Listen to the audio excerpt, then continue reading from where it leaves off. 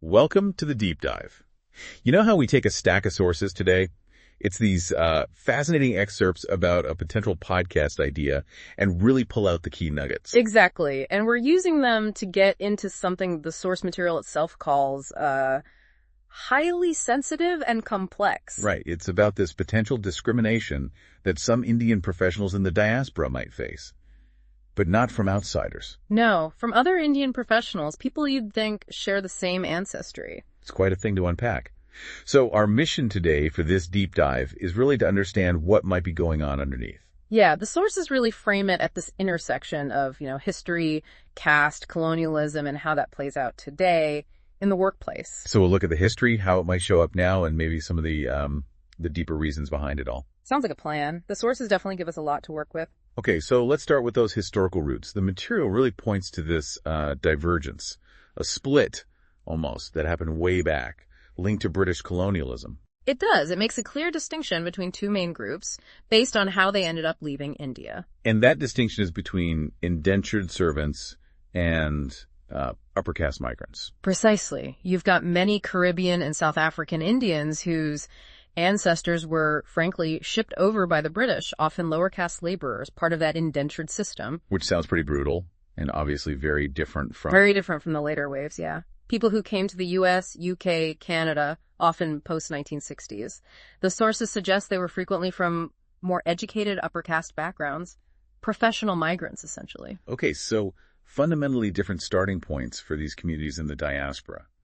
Why is that so crucial, according to the sources? Well, the argument presented is that these weren't just different experiences, they created a kind of fault line. One group's history is tied to forced labor, displacement. While the other is more about aspiration, maybe maintaining some existing social structures. Kind of, yeah. And the source suggests this has led to something it calls a silent caste apartheid, which is a really strong term. Silent caste apartheid. Wow. So not a formal system, obviously, but implying those old hierarchies are still somehow operating. That seems to be the implication. That these ingrained attitudes, maybe unconscious biases related to caste or origin, could still be creating divides.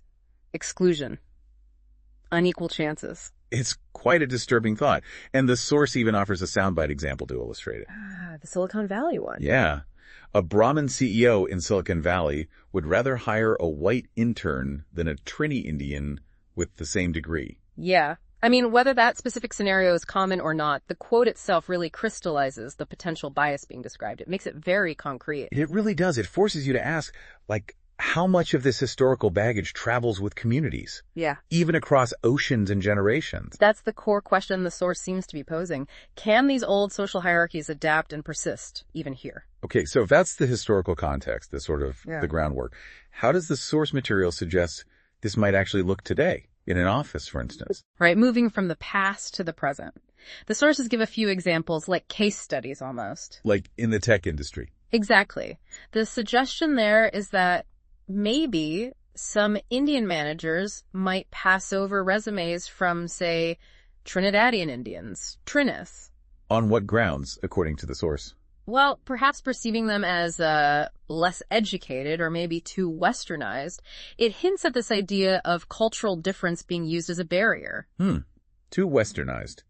That ties into another point the source makes about cultural gatekeeping, doesn't it? It does. This idea that Caribbean Indians might actually be told in the workplace that they're not a real Indian. Which must feel incredibly isolating, given the shared roots. Absolutely. It highlights how identity isn't fixed and how groups can create these in and out boundaries. The sources also mentioned the finance sector, UK, US. Yeah, suggesting a similar dynamic, but maybe with a different flavor. There, the idea presented is that South African Indians might face exclusion. Why them specifically? The source posits it's because they might be seen by some subcontinental Indians as somehow tainted by Black African influence.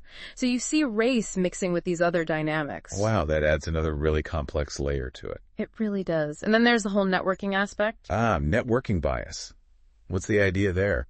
The suggestion is that you might get these informal cliques, Indian networks within companies. Which can be really helpful for getting ahead. Of course.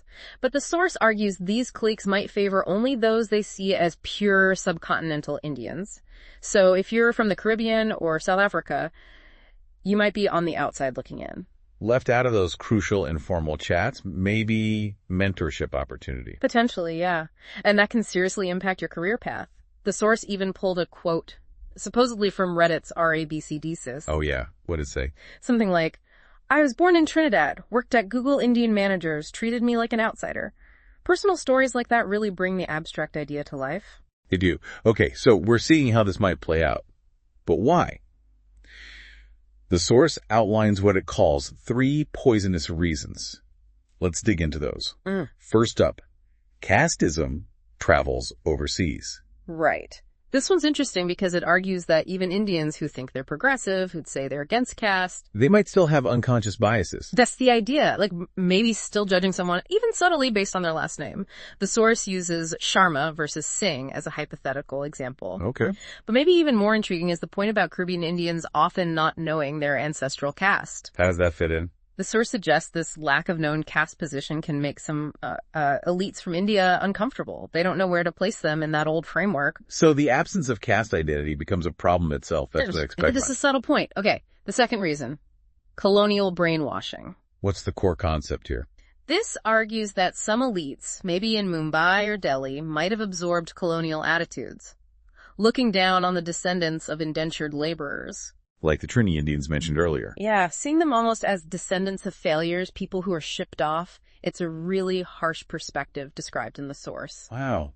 And it connects to the minority myth, too. It does. The source suggests that some USU Indians, maybe wanting to fit that model minority image, might consciously try to distance themselves from Caribbean culture, which they might perceive as ghetto. So reinforcing their own success narrative by distancing themselves from other parts of the diaspora. That seems to be the argument presented. It's a complex mix of internalized ideas and external pressures. Okay, and the third poisonous reason, linguistic and cultural snobbery.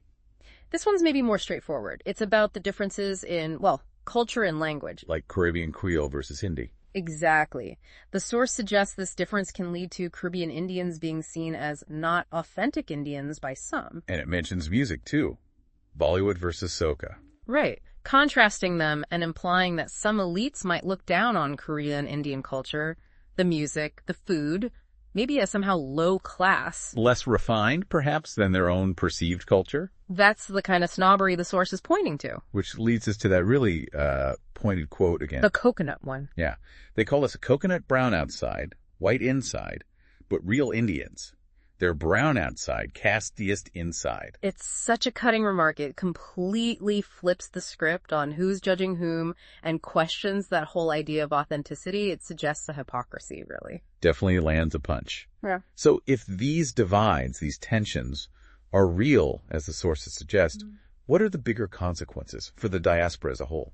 Well, the source outlines a few potential negative outcomes. One is political. How so? Weaker political influence. The argument is if you have these different groups, Caribbean Indians, US-UK Indians, with maybe different priorities, different voting patterns. And the overall political clout of the Indian diaspora gets diluted. Exactly. No unified voice, less power. Right. Makes sense, right? Yeah, it does. What about economically?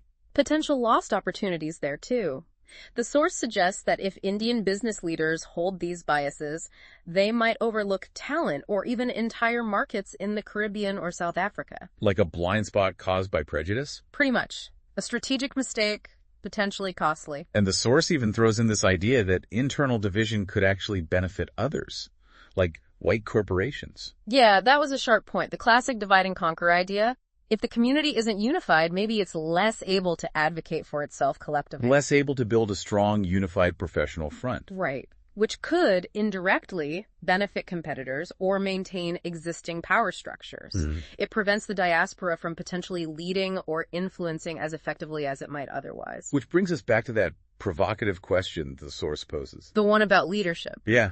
If Indians won't even help their own diaspora brothers, how can they lead the West? It's a real challenge.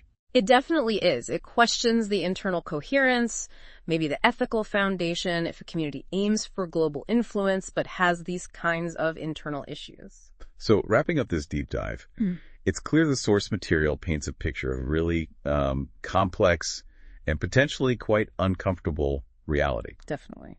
This idea of possible discrimination within the Indian diaspora. It's a tangle of history, colonialism, caste echoes, cultural bias. All potentially playing out in professional lives, leading to exclusion for some. Yeah, and we have to keep stressing, like the source does, this is highly sensitive and complex. There isn't just one story here, obviously. Lots of individual experiences. Absolutely. But thinking about these potential divisions described in the sources, Mhm. it makes you wonder about other large diaspora communities too, doesn't it? How these internal dynamics shape things globally. It really does. And it leaves us with that final thought, building on the source's own question. If we understand these internal dynamics better, these historical lines, these potential biases, how could that actually empower people? Empower them to build more unity. Maybe to foster real support across different groups within the diaspora, to work towards something more, I don't know, equitable and inclusive for everyone. It's definitely